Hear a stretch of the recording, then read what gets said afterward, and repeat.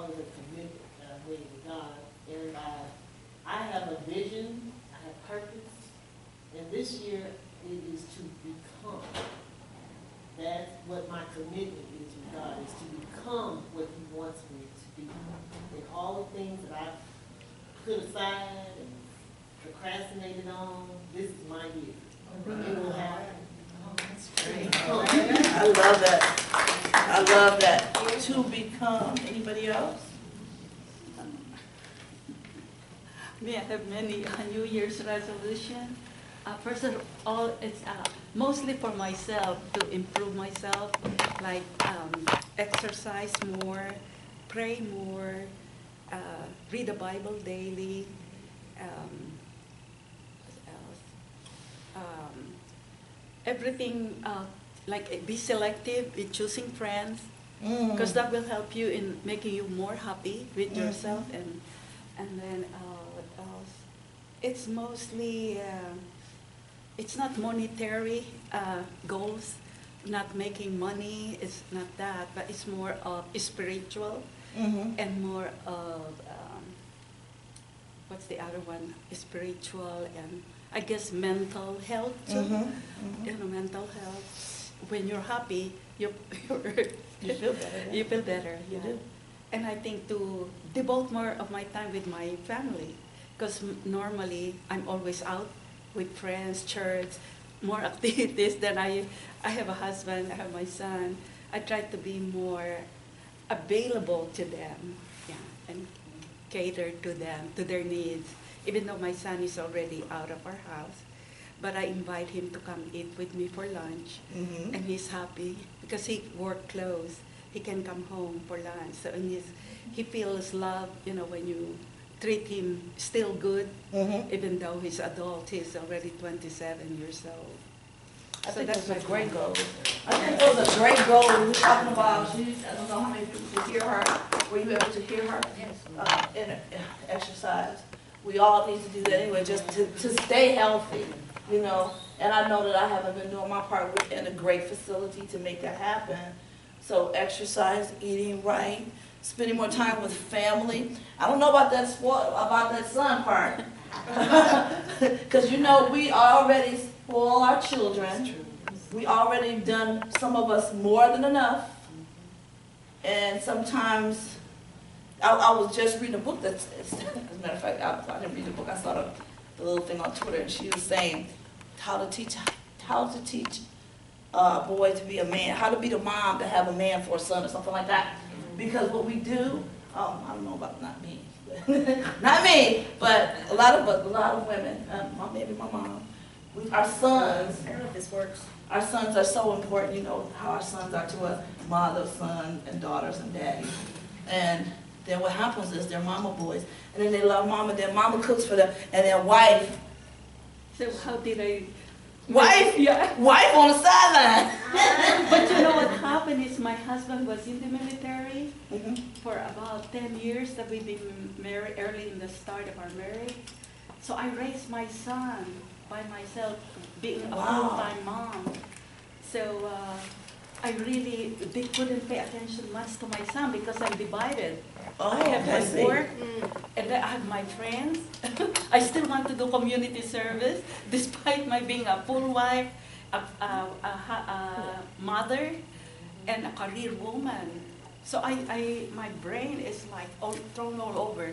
So now that I'm retired, I want to enjoy it for myself, give time for myself, and have more time for myself, because I remember my son when he was growing up, he told me, "Mom, can you stay home? Can you teach me? Can you do this for me?" I used to say that too. I said, "I'm sorry, I can't, I have to work, I have to do this." So now that I'm able to, because I'm retired, so I'm making it back to him. Even though he's old, I want him to know that I didn't neglect you when you were little, but I just didn't have time. I think that's great, and please don't misunderstand what I said before, but just remember this, we can never make up. Oh, is that right? We can never make up. What happens, no, you cannot, you can never make up. What happens is when, well, it doesn't have to happen in every case, it's never all. It's never all, and it's never everybody. But I have seen, in many cases, especially, I'm using cases that I've seen where people who have had drug addictions and they neglected their children. And then their children a little older, they've gotten themselves clean, and then so they're trying to do everything to make up. Well, makeup doesn't really work. It doesn't work. You do the best you can where you are. Because what happens is you feel guilty. First of all, when you're trying to make up, you feel guilty. That's not healthy. It goes against everything that you're doing already. So rather than trying to make up, enjoy where you are. Be comfortable with it, and don't push yourself. Because when you get, first of all, we all know if you give too much, you spoil the child. You just spread rocks for the child, right?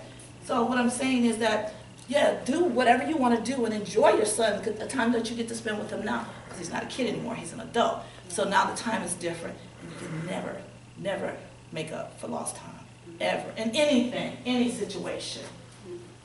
My problem is vice versa. How do you let go? I don't think it's working. How do you let go? I mean, you know, after you raise kids, send them to college, how do you let go? I mean, you know, back. Step back Yeah. and let them grow, like the bird come out of the Yeah, cage. exactly. Can anybody help her? Anybody? Joyce? Well, I'm not sure that you need to let go. Just kind of like the way Aaron was saying, you know, you deal with the here and now. You deal with where they are now. And just still be there, but you Yeah. don't want to overpower the child, you know, to make them think that they're still little, but they need to step out on their own and let them know that you're there and let be that foundation still, always.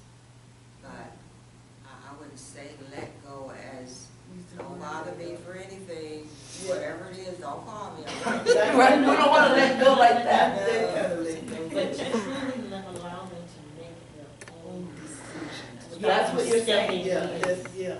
That's right. I think I agree with your, because my husband, we're opposite. I'm protective, and he is, because he's American, white American, and he was in the Navy. At age 18, he went out independent. So he was telling me, don't worry too much. And I'm from the Philippines, and our culture is you really embrace and protect and love and all this. But the child doesn't grow much. Yeah. So my That's- husband was telling me, let him go. So he's on his own now, my son. So he told me, don't worry too much about him. If he doesn't call you, maybe that means he's fine. So don't be not nosy, but don't be, how shall I say, call him too much. Don't Yeah. call him unless. Don't hover. Don't Yeah. hover. Don't Yeah. hover. That's a good word, don't So hover, that's a good word. And I think he is growing more mature now, and actually he's mature in mind. And that's cute. He is more mature even than my husband. I hate to say it, but he is so peaceful, he's so calm, he doesn't create trouble, he always reason out. So he is very calm person. That sounds like a man. I told him he should be a priest. Anybody else? Anybody else? Go ahead. Oh, I was just gonna say, Can you speak up just a little bit? I was just gonna say, I'm enjoying this summit. For me, it's been really, really good because I've met a lot of friends, and I do have a lot of friends and family. But I was married for 30 years, and I divorced, and I had a daughter for 21 years. She died in a car accident at 21. God, I'm sorry to hear that. So I've lost, a lot, and I forgot about myself, in my culture too. Like, and even mom, my husband came first, and then I had my daughter at 6 years later, and she definitely came first. So when she died, and then I divorced after 30, it was hard to just think.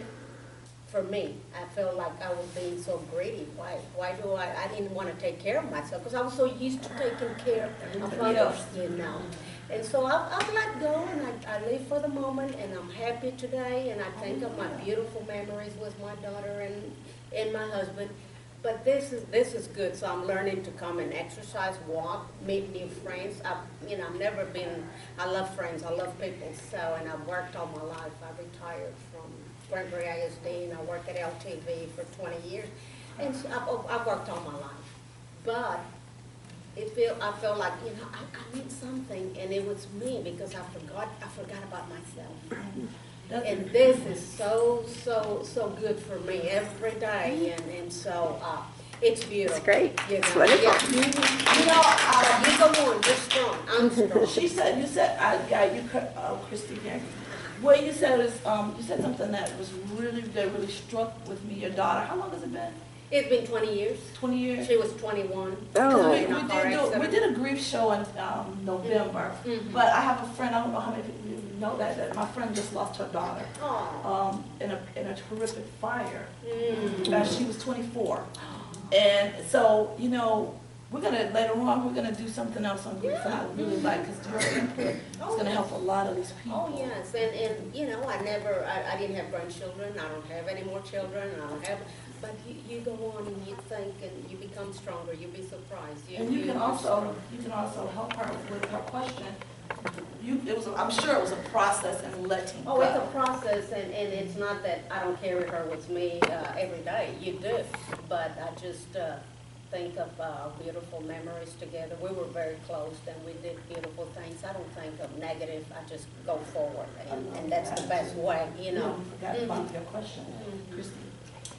As far as letting go, when our children start to become adults, our roles change from parent-child more to adult-adult. And I think of it more as conversation with a good friend. And if they have made a decision, let's say, to change their major in college or move, we have to refrain from saying, oh no, you've always wanted to be a teacher, why change now? But instead say, I'm sure you thought about the pros and cons of this. Tell me what you've been thinking about. That's a good one. And then to say, when I was your age, I had a major decision to make too. And you share your experiences instead of reminding them and just putting the guilt on, like that you've always wanted to be, or so it's more conversational, like a friend. I love that. I love that. Speaking from the daughter, and you know what's really key to, like what you said? Think about it from, think about it from the daughter perspective, or the son perspective, or the child perspective. We were all, let's not forget, we were all teenagers. You know, I think we lose sight of that as we mature and as we grow and our children grow. We lose sight of, we were once children. We were once teenagers. So when we think in those terms and in that perspective, it'll make things a little bit more clear. When you were a teenager or when you became 21, and I don't know when you left home, but when you left home, you were ready to go. You wanted to be independent, you wanted to be independent, you wanted to do, I want to do what I want to do, when I want to do it, and I don't want anybody to tell me what to do. Right? And most of us felt that way. A lot of us didn't know that it, you know, what our parents say, I pay the cost to be the boss. Right? We didn't really understand what that meant until probably way over 20. Way over 20. But when you look at it from that perspective, it does shine light. Yes, I think that as the children grow into adulthood, you see, the fact is, try to avoid a fight. Some parents will be so much against what they want to do or to let go, but just let them know that you will always be a support. Yeah. You can go and do what you want to do, try out what you want to try, but whenever there's a problem or you get stuck, you can call on me. And depend on me. I think that's wonderful. Because I don't know how many of you have noticed this in your own lives, or just think about it maybe in somebody else that was close to you. When you have somebody who's behind you, supporting you, you can do anything. You feel invincible. Don't you? I mean, it doesn't have to be a whole lot of people. It could just be that one person who believes in you. And you feel invincible. Support. Support. I may not agree with your decision, but I support you nonetheless. It makes all the difference in the world. I believe in you. And I know I've made mistakes. You're going to make mistakes. It's okay. Okay? Anything else? Anybody else want to talk about that? Add to that? Any other goals, any other Well, life changes? I'm just saying, if I hadn't made mistakes in my life, I wouldn't have learned anything, you know, and I'm still learning, and I'll never quit learning, but how do I learn anything if I don't fall and not get up? Exactly. So, I totally agree. I tell my daughter that, she's only 34. And of course, she's 34, she has 2 kids, and so in her mind, I'm there, right? Maybe you have a clue. However, you know, and I feel like some of the decisions that she makes, I asked her to think about the decisions that you make. Because some of the decisions that you're making are causing other problems. You know, you create a problem, and then you make a decision that adds to that problem. When you think you're solving the problem, you know, sit down and she doesn't discuss that kind of stuff. She waits until it happens, and then she calls and says, Mom. You know what I'm saying? And so, I mean, so where, like, when you talk about letting go, Think things through. I'm letting you go. I want you to think about the things the actions that you're taking, the results that are going to come, because instant gratification is not always the answer. 9 times out of 10 is not the answer. And then it falls back on us, right? So, anybody else? Any other goals? Any other aspirations? Any other desires? Come on, we all been teenagers. We've all been 20-something. And as I say, we didn't learn anything until we turned 40. Let's tell the truth. We didn't. We thought we knew so much. Life begins at 40. But life begins, exactly. We just started learning at 40. And at 50, we began to put some of those things in place. But I'm having fun letting go. Tell us how, stand up, tell it. A lot of people don't know you. Tell everybody how old you are. And then go ahead and make your comment. Well, I'll be 86, April 7th. oh, I had 2 girls, 1 boy. And I've always been the leader, you know. And when I was raising them, I thought nobody could do it. You know,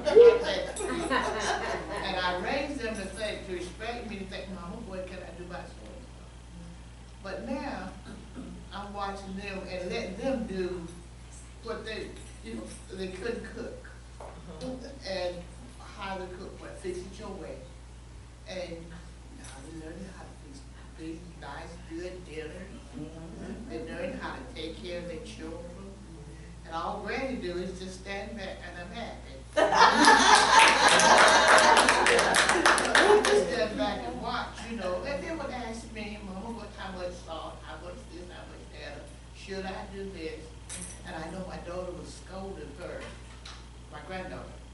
But after she left the room, she said, Mama, do you think I was too hard on her? And I said, well, that's your child.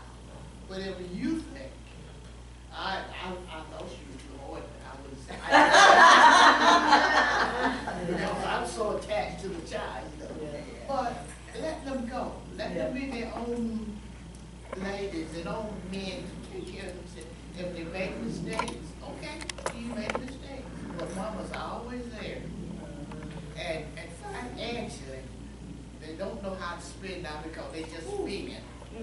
But now, whenever they need something, I said, where do you think Mama get money from? Mama's not working, you know. But it's fun just to watch them grow up now, and they all are grown up. My granddaughter, the youngest granddaughter is 13, beautiful young lady, and she is so smart.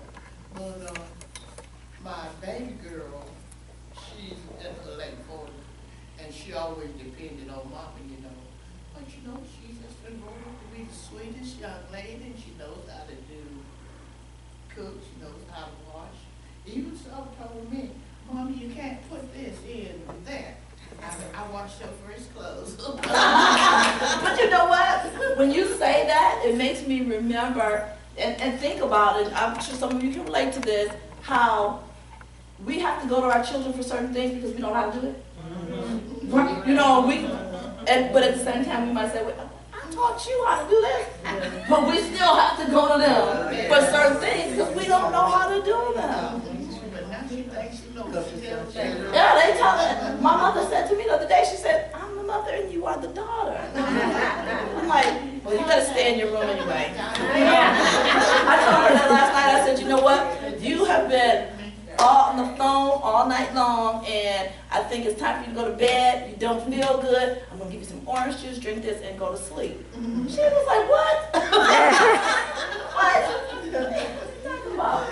But yeah. Remember our parents always say, we will always be their parents, you'll always be our children. Right. So you don't outgrow me. Right. But you know what? But like we were saying, it comes to a point with what Chrissy was saying about in an adult relationship, adult to adult, because children, coming from the children's perspective, and we are all somebody's children, coming from our perspective, we don't feel good when our parents do what we think is disrespectful to us, or think that we can't think for ourselves, or don't trust our judgment. You know, so when you think in terms of, well, I don't want them to think that I don't trust their judgment. Because remember something, and we should always remember this about our kids. When you're raising your children, you've given them all they're going to get from you. I mean, in terms of growth. Because once they're gone, once they're adults, they've already got all the nurturing from you that they're going to get. You can't do it over. You have to trust your judgment. Trust that you have put in them what they need to live successful lives. And then we need to pass this on to our children. And I think that's something that we don't do. Christy's family does this very well. I was listening to something, I don't know how many of you have seen. If you haven't been here, you haven't watched, if you've gone on YouTube and watched any of the past videos, when Christy was telling us about how her mother, even with giving people, dividing things in the family as we get older, you know, we pass away and we want this person to have this and stop the bickering, and how they always had a structure. We need to pass things like that on to our children. Teach them structure. Teach them the things that they need to know so that they can teach their children, and their children can teach their children how to be responsible people, responsible adults, responsible men and women. And you know, of course, women can't raise, we can raise a son, but we can't make him a man. And we need to know our limitations as well. And I think you have to trust what you have put into you. Exactly. And I can speak personally. I know this is my mother, and it was her question, but your grandson, my son, which is 18, he's getting ready to graduate this year. And I'm like, on him, you need to do this, you need to do that. And it's like, every time I try to tell him, you need to do this, you need to do that, Mama, I've already done that. This is what he's telling me. And this is what he's telling me, Mama, you have to know that whatever it is that you taught me, I got it. I've already did this. I've already looked into the school. I can even tell you what job is close by that I'm going to try to transfer to. This is what he's telling me. I got this, Mama. That's right. When you train them, when you put it in them, and I'm you like, gotta trust okay, it. what does that put me? I'm not, what I'm supposed to do now after this, after you tell me this, okay? I have to trust that everything that I've taught him and prayed on him and fasted on him, everything, that direction he's going to take, that I got to trust it. I got to eventually step back and I got to trust that everything I put in it is good. That's it, right there. I see a hand here and a hand there. I want to add too, you know, like for our sons or daughters, but anyway, we have to learn patience. We cannot expect them to achieve the results what you want to achieve them sooner, because you have to wait for God's time on these children. Amen. So I have to learn that. Amen. Like my son, he's 27, and he graduated when he was 21 with sound engineering at Media Tech Institute. So I expect him to make money during, you know, from 21, now he's 27, he's not making any money yet. But he said, Mom, musicians, they usually, you know, achieve the success at 29. So he has 2 more years. Okay. But I have to be patient. Right. But I have to teach him how to go. You know, it will not come to you. You have to apply, I told him, go to studios. There's several studios, the movie productions, because they need a scorer, sound music. They need that. And I told him, you come from a good school. He's a little, not shy, or he's quiet, but he is not presenting him. Like how when we apply for a job, they said the job will not come to you. They will accept you based on how are you a go-getter, or are you just waiting for them to pick you? You have to show yourselves. So that I'm I'm wondering. the best person to be chosen for the job. So my question, I'm wondering, are you saying that you want him to be more aggressive? Yeah. Than he Assertive. is. To More be more assertive, assertive. more aggressive. You want him to be more of a go-getter. Go-getter. Has he always been a go-getter? No. But he has to learn. If you want He's to 27. succeed- Yeah, but if you have to succeed in life, I was a quiet girl. I was a very quiet girl when I was growing up. I never expect what I have achieved. But through prayers, through persistence, determination, and all things, prayer really is the first thing.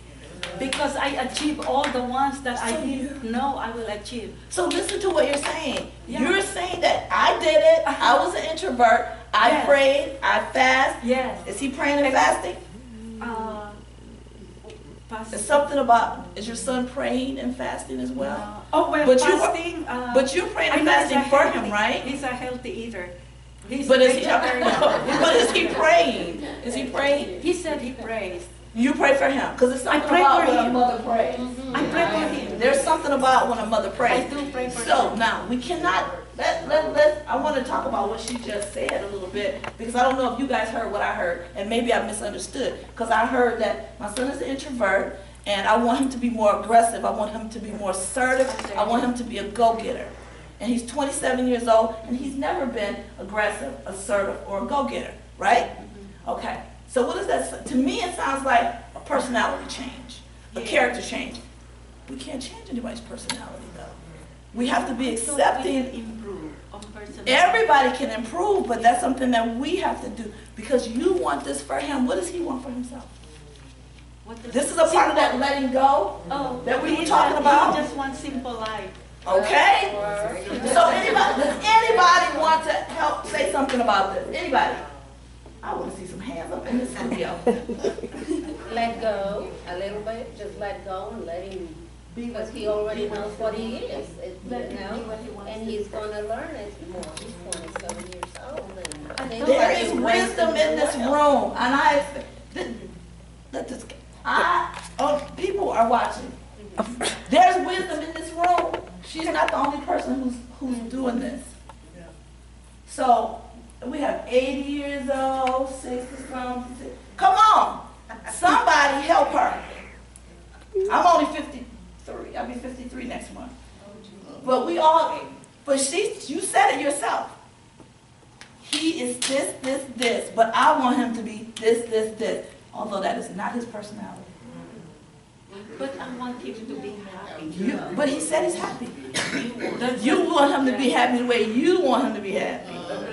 But if he's happy already, then why are you trying to, he's not broke. You can't make him be what you want him to Say that again. I wish I had my microphone. I'm Please sorry. Say that again. be. You can't make him, I mean, you can love him and take care of him, but you can't make him, he's gonna be his own man. And if it's in him to be aggressive, in time he will. But if it's not, cause you know what? You babied him, you've loved him, you don't want him to be hurt. And then you try to see, and so he's just like that. But after a while, he'll break out that shell and do whatever. Sherelle? She wants to say something. Well, I have a son, I only have one son. And I was a school teacher, his dad was a school teacher. And I wanted him to be a school teacher. But he didn't want to be. So he wanted to be what he wanted to be. There you go. So my husband and I said, let him go. Let him do what he wanted to do. Let him go. And so we did. And he did what he wanted to do. Now he's assistant superintendent of the water department in Fort Worth. In his own way. There you go. Yeah. There you go. What I like to say, you just end up frustrating yourself to want him to do what you want him to do, because he's too old for that now. It also had begun when he was a little boy, toddler, growing up, and you training him, he came through your hands. You could show him, expose him to what you felt were things that were right for him. For instance, we are all working while the children are going to school and whatnot. But after 3 o'clock, when we still at work and they come home, we make sure the children are being monitored, like maybe sending them to a tutoring group where they go and be tutored, exposed to a lot of things. But when this person grows up, you cannot change that person. You only frustrate yourself. So you look at what he really likes and wants and try to support what he wants. Amen. Support is the key. Now, I just have a question. I feel like, is that what you want for yourself, or you want him? What It's is for it? him and for his success. I want him to be successful. I don't want him to be stagnant. I don't want him to be, no, I want to lift him up. So in other words, I try to support him. I because I'm an accountant and I open up a business for him. So I said, Gary, I'll meet you halfway, I'll put up the capital for you. And you start that recording company. So I paid it, but I gave him cards. He's not good he is frugal. He doesn't, even if I give him cards, he doesn't really spend it up high. He's very careful when he does that. So I'm safe with that matter. But what I want is, I said, sometimes I give him clients. I said, okay, Gary, but I think he doesn't know how to charge yet, how much. Because I think that's the key too, is if you know the level of, if you're a teacher or you should, or a beautician or something, you should know what's the common charge. So he doesn't know that. I don't know, because I'm the one sometimes dictating how much I will charge, 20 an hour, 30 an hour, 40 an hour, something like that. But then someone said, it's 120 an hour, 150 an hour. Really? I said, oh, I didn't know that. But did he know? And probably not. Probably. Because he makes music. So he's trying to break into a very, very difficult industry. Yeah. Which takes time. Yeah. Which takes a lot of That's what he time. told me. Mom, it takes time for me. It takes time, and he needs a backup plan though, for sure, right? Oh, he's working now as an eBay. Because I told him, Gary, you need to have another job because you will not survive on that job alone. So he has now he's tied to an 8-hour job. Is he your only child? Yeah, he's my only Boy, son. yo. Boy, yo. You wanted to say something, No, I right? just wanted to ask her. Christy. If there was an only child. Christy wanted to say something. Well, I think I will talk about two things. One is, my two sisters and I all became teachers, but we have different personalities. My older sister, being the oldest in the family, had more assertiveness, and she became a high school principal in Omaha. I worked with special ed. That's kind of common to me. My younger sister had a bad situation. Anyway, she said, I'm not giving up. I'm not going back to that job, but I'll go look for another one. And she did not stop. She went to the university level, and they hired her as a reading specialist. So even though the three of us have different personalities and strengths, we are all teachers. So within each position, there are strengths and weaknesses, and we need A personalities. We need B personalities. Right. Sounds like your son is a B personality. I am. It's like being the secretary to the president. You want the one higher than you to be successful, so you make him look good. Maybe that's your son's personality. I don't know.